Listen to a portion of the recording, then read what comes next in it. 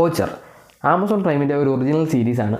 മലയാളത്തിൽ നിന്ന് ആദ്യത്തെ ഒരു ആമസോൺ പ്രൈം സീരീസ് എന്നൊക്കെ വേണമെങ്കിൽ പറയാം. ഇതിനു മുമ്പ് ഒരു മലയാളം സീരീസ് ആമസോൺ പ്രൈമിൽ റിലീസായിട്ട് എനിക്ക് ഓർമ്മയൊന്നുമില്ല. ഇതൊരു മലയാളം സീരീസിനപ്പുറം ഇതൊരു ഓൾ ഇന്ത്യ ലെവൽ അറ്റൻഷൻ കിട്ടിയ സീരീസ് കൂടിയാണ്. കാരണം ഇതിൻ്റെ ഒരു പ്രൊമോഷനും പ്രീമിയറിനൊക്കെ അലിയബട്ട് വന്നിട്ടുണ്ടായിരുന്നു. അതിന് കാരണം എന്താണെന്ന് വെച്ച് കഴിഞ്ഞാൽ പ്രൊഡക്ഷൻ സൈഡിൽ അലിയബട്ട് ഉണ്ട് എന്നുള്ളത് കൊണ്ട് തന്നെയാണ്.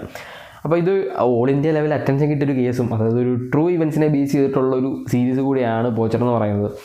കേരളത്തിൽ 2015 തൊട്ട് 2017 വരെ നടന്നൊരു കേസ്, അതായത് ഒരു പോച്ചിങ് കേസ്, അതൊരു ആനവേട്ട കേസുമായിട്ട് റിലേറ്റ് ചെയ്തിട്ടുള്ള ഒരു സ്റ്റോറിയാണ്. അപ്പം അതിനകത്ത് സ്റ്റോറിയായിട്ട് ബന്ധപ്പെട്ട് കുറേ ട്രൂ ഇവൻറ്റ്സും കാര്യങ്ങളൊക്കെ ഉണ്ട്. അതേപോലെ തന്നെ അഭിനയിച്ചിരിക്കുന്നവർ ഇതിനകത്ത് നിമിഷ സജയനും റോഷൻ വർഗീസുമാണ് ഒരു മെയിൻ ക്യാരക്ടർ ചെയ്തിട്ടുള്ളത്. അലൻ ആൻഡ് മാല എന്നുള്ള ആ ഒരു ക്യാരക്ടർ ചെയ്തിട്ടുള്ളത്. പിന്നെ ഇതിനകത്ത് മാലാപർവതി ഉണ്ട്, അതേപോലെ തന്നെ കനി കുസൃതി ഉണ്ട്. പിന്നെ ഇതിനകത്ത് മെയിനായിട്ട് ഉള്ള നീൽ എന്ന് പറയുന്ന ക്യാരക്ടർ ചെയ്തിട്ടുള്ള ആ പുള്ളിക്കാരൻ എന്തോ ഒരു ഭട്ടാചാര്യയാണ്. പുള്ളി വേറെ ലെവലായിട്ട് തന്നെ അഭിനയിച്ചിട്ടുണ്ട്. അപ്പം ഇവരൊക്കെയാണ് ഇതിനകത്ത് മെയിൻ ക്യാരക്ടേഴ്സായിട്ടുള്ളത്. അപ്പോൾ ഈ ഒരു സീരീസ് നോക്കുകയാണെങ്കിൽ ഒരു ആനവേട്ടയുമായിട്ട് റിലേറ്റ് ചെയ്തിട്ടുള്ള കുറേ അധികം കണക്ഷൻസ്, അതെങ്ങനെ ഇവർ കേസ് തെളിയിക്കുന്നു എന്നൊക്കെയാണ്. അപ്പം നിങ്ങൾ വിചാരിക്കുന്നതിനകത്ത് ആനവേട്ടയൊക്കെ കാണിക്കുന്നുണ്ടെന്നുള്ളത് വളരെ കുറച്ച് സീനുകൾ മാത്രമേ ആനവേട്ടയൊക്കെ കാണിക്കുന്നുള്ളൂ. ഇത് ആനവേട്ട കഴിഞ്ഞിട്ടുള്ള ആ ഒരു ആനവേട്ടയിൽ പ്രതികളായിട്ടുള്ളവരെ എങ്ങനെ ഇവർ ട്രേസ് ചെയ്ത് പിടിക്കുന്നു എന്നാണ് സീരീസ് പറഞ്ഞു പോകുന്നത്. അപ്പം ഇതൊരു ട്രൂ ഇവൻറ്റ്സ് ആയതുകൊണ്ട് തന്നെ പല കാര്യങ്ങളും ഇതിനകത്ത് എത്ര ശതമാനം ഇതിനകത്ത് ഒരു ഏത് സീരീസ് ആണെന്നെങ്കിൽ എത്ര ട്രൂ ഇവൻറ്റ്സ് ആണെന്ന് പറഞ്ഞാലും നമുക്കൊരു സീരീസിന് വേണ്ടി കുറേ കാര്യങ്ങൾ നമ്മൾ ചെയ്യാറുണ്ട്. അപ്പം അതെത്ര ശതമാനം ഉണ്ടെന്ന് അറിയില്ല. ഞാൻ ജസ്റ്റ് നോക്കിയ സമയത്ത് ഇങ്ങനൊരു കേസ് ഉണ്ടായിരുന്നു എന്നുള്ളത് അറിഞ്ഞു. അപ്പം അതാണ് ഞാൻ പറഞ്ഞത് ട്രൂ ഇവൻറ്റ്സിനെ ബേസ് ചെയ്തിട്ടാണെന്നുള്ളത്. അപ്പം ഒരു 2015 കാര്യങ്ങൾ നടക്കുന്നത്. 2015 കാലഘട്ടത്തിലാണ് സ്റ്റോറി നടക്കുന്നത്. അപ്പം അറക്കു എന്ന് പറയുന്ന ഒരു ഫോറസ്റ്റ് വാച്ചർ പുള്ളിയാണ് ഈ ഒരു DFO എടുത്ത് വന്നിട്ട് ഇതേപോലെ തന്നെ ഒരു ആനവേട്ട നടന്നിട്ടുണ്ട്. താനും ഇതിനകത്ത് ഉൾപ്പെട്ടിട്ടുണ്ടായിരുന്നു. 18-20 ആനകൾ ഇവർ കൊന്നിട്ടുണ്ട്. അപ്പം ഇതിൽ കൺഫെഷൻ ചെയ്യണം എന്ന് പറയുന്നു, കൺഫസ് ചെയ്യുന്നു. അപ്പം റാസ് എന്ന് പറയുന്ന ഒരു ആനവേട്ടക്കാരനാണ് ഇതിനകത്ത് ലീഡ് ചെയ്യുന്നത് എന്ന് പറയുന്നു. അങ്ങനെ അതുമായിട്ട് കണക്ട് ചെയ്ത് പോകുന്നത് ഇതൊരു വലിയ ഒരു മാഫിയയിലേക്ക്, വലിയൊരു റാക്കറ്റിലേക്ക് ചെന്നുവിടുന്നതൊക്കെയാണ് സീരീസ് പോകുന്നത്. അപ്പം 1-2 ആനകളെ കൊന്നതോ അല്ലെങ്കിൽ 10-20 കിലോയുടെ ആനക്കൊമ്പൊന്നും അല്ല, 500 കിലോയ്ക്ക് അകത്ത് വരുന്ന വലിയൊരു ആനക്കൊമ്പ് വേട്ടയിലേക്കൊക്കെ ഇത് പോകുന്നതും ഈ ഒരു കേസ് എങ്ങനെ ഇവർ തെളിയിക്കുന്നു, ഇതെങ്ങനെ ഡോട്ടുകൾ കണക്ട് ചെയ്യുന്നു, ഇതിൽ ആരൊക്കെ ബന്ധപ്പെട്ടിട്ടുണ്ടോ എന്നുള്ളതൊക്കെയാണ് ഈ ഒരു സീരീസ് ഒന്ന് കണക്ട് ചെയ്ത് പോകുന്നത്. അപ്പം ഇതിനകത്ത് ഓരോരുത്തരെ കണക്ട് ചെയ്യണം. പക്ഷേ പുറത്തറിയാൻ പാടില്ല. പുറത്തറിയാതെ തന്നെ ഇതൊരു വലിയൊരു ന്യൂസ് ആവാതെ തന്നെ ഇത് കൊണ്ടുപോകണം. ഈ ഒരു കേസ് ഇങ്ങനെ നടക്കുന്നുണ്ടോ എന്നുള്ളത്. അപ്പോൾ ഒരു കോർ ടീമിനെ ഇവർ ഏറ്റവും കൂടുതൽ വിശ്വസിക്കുന്ന ഒരു കോർ ടീമിനെ ഉണ്ടാക്കുന്നതും, അങ്ങനെ ഇവർ ഒരു കേസ് അന്വേഷിച്ച് പോകുന്നത്, വീട്ടിൽ പോലും പറയാതെ ഇവർ ഈ കേസ് അന്വേഷിച്ച് പോകുന്നത്, അതായത് ഭയങ്കര ഡേഞ്ചറസ് ആയിട്ടുള്ള കേസ് ആയതുകൊണ്ട് തന്നെ ഈ കേസ് അന്വേഷിച്ച് പോകുന്നത് കേരളത്തിൽ മാത്രമല്ല, കേരളത്തിന് പുറത്ത് ഡൽഹിയിലും ഇതിന് കണക്ഷൻസ് ഉണ്ട് എന്ന് ഇവർ മനസ്സിലാക്കുന്നു. ഡൽഹിയിലെ ഒരു ആർട്ടിസ്റ്റുമായിട്ട് ഇതിന് റിലേഷൻ ഉണ്ടെന്ന് മനസ്സിലാകുന്നു. അങ്ങനെ അവിടെ ചെല്ലുന്നതും ഈ ഒരു വലിയ ഐവറി സ്റ്റോക്ക് ഇവർ ഒരിടത്ത് നിന്ന് പിടിക്കുന്നതൊക്കെയാണ് ഈ സീരീസിൽ കാണിച്ചത്. എങ്ങനെ ഈ ഒരു സാധനം കണ്ടുപിടിക്കുന്നതിന് കണക്ഷൻസ് എങ്ങനെ ഇവർ ഡോട്ട്സ് എല്ലാം എങ്ങനെ കണക്ട് ചെയ്യുന്നതെന്നാണ് സീരീസിൽ കാണിക്കുന്നത്. അപ്പം 8 എപ്പിസോഡ് 40-50 മിനിറ്റ്സ് ആണ് ഓരോ എപ്പിസോഡും വരുന്നത്.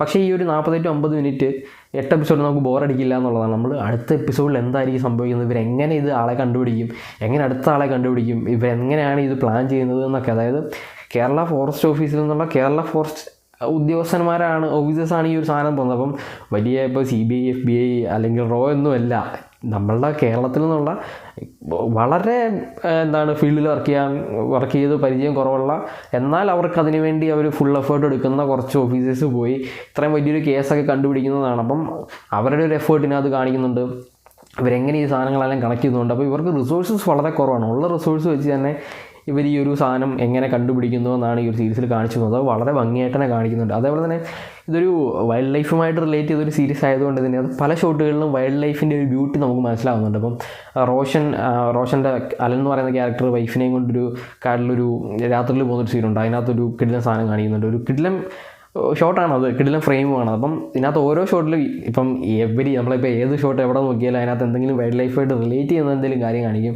അതുപോലെ തന്നെ ഒരു ഇമ്പോർട്ടൻറ്റ് സീനുകളിൽ ഇവരെങ്ങനെ പ്രൊട്ടക്റ്റ് ചെയ്യുന്നു, വൈൽഡ് ലൈഫിനെ ഇവരെന്തുകൊണ്ട് പ്രൊട്ടക്റ്റ് ചെയ്യുന്നു, ഇപ്പം ഒരു ആനവേട്ട നടക്കുന്ന സമയത്ത് അതെങ്ങനെ എക്കോസിസ്റ്റത്തെ ബാധിക്കുന്നു എന്നൊക്കെ പറയുന്നുണ്ട്. അപ്പം ഒരു ആനവേട്ട എന്ന് പറയുന്നത് വർഷങ്ങളായിട്ട് നടക്കുന്നൊരു സാധനമായിരുന്നു കേരളത്തിലുള്ള മൊത്തത്തിൽ ആനവേട്ട നടക്കുന്നുണ്ടായിരുന്നു. അപ്പം കേരളത്തിലിപ്പം റിസർവ് ഫോറസ്റ്റുകൾ ആനയൊക്കെ നമ്മൾ സംരക്ഷിക്കുന്ന ആ ഒരു സ്പീഷീസിലുള്ള സാധനങ്ങളാണ്. അപ്പം എന്തുകൊണ്ട് അതിനെ സംരക്ഷിക്കണം, എന്താണ് ആന ഒരു കാട്ടിനുള്ള ഇമ്പോർട്ടൻസ് എന്തൊക്കെയാണ്, ഒരാന അല്ലെങ്കിൽ ഒരു ആനവേട്ട നടന്നു കഴിഞ്ഞാൽ ആ ഒരു എക്കോസിസ്റ്റത്തെ അതെങ്ങനെ ബാധിക്കും, അതെങ്ങനെയൊക്കെ പ്രശ്നങ്ങൾ ഉണ്ടാക്കും എന്നൊക്കെ ഇവർ പറയുന്നുണ്ട്. അപ്പം അതിനെയൊക്കെ പ്രൊട്ടക്റ്റ് ചെയ്യേണ്ട ആവശ്യകത പറയുന്നുണ്ട്. ഇതിനെതിരെ അല്ലെങ്കിൽ ഈ ഒരു ആനവേട്ട നടത്തുന്നവരെ എല്ലാം സ്റ്റോപ്പ് ചെയ്യേണ്ട ആവശ്യമുണ്ട്. അപ്പം ഇതിനകത്ത് ഏറ്റവും ഇമ്പോർട്ടൻ്റ് ആയിട്ട് പറയുന്ന സാധനം ഈ ഒരു ആനക്കൊമ്പ് വാങ്ങുന്ന ബയേഴ്സ് തന്നെ ഇന്ത്യയിലുള്ള ആളുകളാണെന്നുള്ളത്. അതായത് ഇന്ത്യയിൽ വ്യത്യസ്തമായിട്ടുള്ള ആളുകളാണ് ഈ ഒരു ആനക്കൊമ്പ് വാങ്ങുന്നത്. അല്ലാണ്ട് ചൈനയിലോട്ടോ അല്ലെങ്കിൽ വേറെ ഏതെങ്കിലും വിദേശമുള്ള രാജ്യങ്ങളിലോട്ടോ ഒന്നുമല്ല ഇതിനെ കയറ്റുമതി ചെയ്യുന്നത്. ഇന്ത്യയിലുള്ള ബയേഴ്സ് ഉണ്ട്. അപ്പം ഇന്ത്യയിൽ അതിനു വേണ്ടി അത്രയും ബയേഴ്സ് ഉണ്ട് ഇത് വാങ്ങാനായിട്ട്. അപ്പം ആ ഒരു സാധനങ്ങളൊക്കെ ഇതിപ്പം റിയാലിറ്റിയിൽ ഇത് എത്ര ശതമാനം മേ ബി ഇത് കറക്റ്റ് ആവാം. കാരണം ഇന്ത്യയിൽ ആനക്കൊമ്പൊക്കെ വാങ്ങിച്ച് കളക്ട് ചെയ്യുന്ന കുറേ അധികം ആളുകൾ ഉണ്ടായിരിക്കാനാണ് ഒരു ചാൻസ്. കാരണം ഇന്ത്യയുടെ ഒരു സാധനം അങ്ങനെയാണ്, ഒരു നേച്ചറും അങ്ങനെയാണ്. അപ്പം അതൊക്കെ ചിലപ്പോൾ സത്യമായിരുന്നായിരിക്കാം, ഇത് സ്റ്റോറിക്ക് വേണ്ടിയുള്ളതല്ല, ട്രൂ ഇവൻസ് ആണെന്ന് പറയുന്നുണ്ടല്ലോ.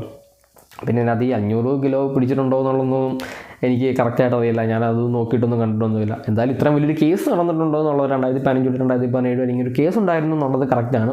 ക്യാരക്ടേഴ്സിൻ്റെയൊക്കെ പേര് മാത്രമുള്ള വ്യത്യാസമായിട്ടുള്ളത്. ഇതിനകത്ത് അഭിനയിച്ചിരിക്കുന്ന ഓരോരുത്തരും ഇതിനകത്തെ എൻ്റെ ഫേവറേറ്റ് ആയിട്ട് നോക്കുകയാണെങ്കിൽ അത് ആ ഒരു നിമിഷ സജൻ്റെ ക്യാരക്ടറാണ്. മാല എന്ന് പറയുന്നത് ഭയങ്കര റേഞ്ച്ഫുള്ളായിട്ടുള്ളൊരു ക്യാരക്ടർ. അതായത് മാലയുടെ അച്ഛൻ ഒരു വേട്ടക്കാരനായിരുന്നു. അപ്പം അച്ഛൻ ചെയ്ത കുറ്റങ്ങളെല്ലാം മകളായിട്ട് തിരുത്തണം എന്നുള്ള രീതിയിൽ അങ്ങനെ കാടിനെ സംരക്ഷിക്കാൻ വേണ്ടി നിൽക്കുന്നു. അങ്ങനെ പോകുന്നത്. പിന്നെ അലൻ എന്ന് പറയുന്ന ക്യാരക്ടർ, അങ്ങനെ കുറേ അധികം ക്യാരക്ടേഴ്സ് ഇതിനു വേണ്ടി നിൽക്കുന്നു. ഇവരുടെ ഒരു ഉള്ള റിസോഴ്സ് വെച്ചിട്ട് ഇവർ ഈ കേസ് എങ്ങനെ തെളിയിക്കുന്നു എന്നുമാണ് ഈ ഒരു സീരീസിൽ കാണിച്ചു പോകുന്നത്. എന്തായാലും ആമസോൺ പ്രൈം ആദ്യമായിട്ട് ചെയ്തൊരു മലയാളം സീരീസ് ആണെങ്കിലും ഇറ്റ്സ് വണ്ടർഫുള്ളായിട്ട് ചെയ്തിട്ടുണ്ട്. ഇപ്പം നമ്മൾ മലയാളത്തിൽ നിന്ന് വേറെ കണ്ടിട്ടുള്ള സീരീസ് ഇപ്പം പേരിലു പ്രീമിയർ ലീഗും മാസ്റ്റർ പീസും ഒക്കെയാണ്. പക്ഷേ ആ ഒരു സീരീസ് ഒന്നും ഇതുമായിട്ടൊന്നും കമ്പയർ ചെയ്യാൻ പറ്റില്ല. ഇത് വേറൊരു ജോണറിൽ വേറൊരു ലെവലിൽ നിൽക്കുന്ന സാധനം, മറ്റേത് വേറൊരു ജോണറിൽ നിൽക്കുന്നു. അപ്പം ഈ ഒരു സീരീസ് എല്ലാവർക്കും ഇഷ്ടപ്പെടുമെന്ന് എനിക്ക് തോന്നുന്നില്ല. കാരണം ഇങ്ങനെ കുറച്ച് സ്ലോ പേസിലാണ് സീരീസ് പോകുന്നത്. നല്ല സ്ലോ പേസിൽ പോകുന്നു, പക്ഷേ ഇൻട്രസ്റ്റിംഗ് ആയിട്ടുള്ള കാര്യങ്ങൾ ഈ ഒരു കേസുമായിട്ട് റിലേറ്റ് ചെയ്തിട്ടുള്ള കുറേ കാര്യങ്ങൾ പറഞ്ഞു പോകുന്നു. അപ്പം അതെല്ലാവർക്കും ഈ ഒരു എവിഡൻസ് കപ്പ് ഓഫ് ടീ ആണെന്ന് ഞാൻ പറഞ്ഞില്ല. പക്ഷേ ഇഷ്ടപ്പെടുന്നവർക്ക് ഈ ഒരു സീരീസ് ഭയങ്കരമായിട്ട് ഇഷ്ടപ്പെടുന്ന ഒരു സീരീസ് ആയിരിക്കും. മലയാളത്തിൽ നിന്ന് തന്നെ വന്നൊരു സീരീസ് അല്ല. അപ്പം മലയാളം ലാംഗ്വേജ് മാത്രമല്ല, ഹിന്ദി, ഡൽഹിയൊക്കെ ഉണ്ടായതുകൊണ്ട് തന്നെ ഹിന്ദി കുറേ അധികം, അതേപോലെ തന്നെ ഫീൽഡ് ഓഫീസേഴ്സൊക്കെ പുറത്തുനിന്ന് വന്ന ആളുകളായതുകൊണ്ട് തന്നെ ഹിന്ദി മലയാളം മിക്സ് ആയിട്ടുള്ളൊരു സീരീസാണ്. അപ്പം ഹിന്ദി അറിയാത്തവർ സബ്ടൈറ്റിൽ വെച്ച് കാണുക. അപ്പം നിങ്ങൾ കണ്ടിട്ടുണ്ടെങ്കിൽ നിങ്ങൾ എന്താണ് പോസ്റ്റർ കണ്ടിട്ട് നിങ്ങൾക്ക് തോന്നിയത് നിങ്ങൾ ജസ്റ്റ് ഒന്ന് കമൻറ്റ് ചെയ്യുക. കാണാത്തവർ പോയി കണ്ടിട്ട് വന്ന് കമൻറ്റ് ചെയ്യുക നിങ്ങൾക്ക് എന്താണ് കണ്ടു കഴിഞ്ഞാൽ ഫീൽ ചെയ്യുന്നത്. അപ്പം ഇത്രയാണ് പോസ്റ്റർ എന്ന് പറയുന്ന സീരീസിനെ പറ്റിയിട്ട് എനിക്ക് പറയാനുള്ളത്.